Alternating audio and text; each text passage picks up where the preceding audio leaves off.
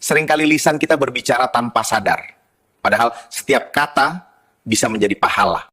Mari kita biasakan ucapan yang sederhana, namun bernilai ibadah. Saat ingin berkata iya atau oke, biasakan mengucap insya Allah. Ketika melihat sesuatu yang indah dan mengagumkan, ucapkan masya Allah. Saat menerima kebaikan, jangan lupa jazakallahu khairan. Ketika menyapa sesama, awali dengan assalamualaikum. Saat terkejut atau khilaf, ucapkan astaghfirullah. Ketika berpisah, katakan fi amanillah. Saat memberi ucapan selamat, ucapkan barakallahu fiik.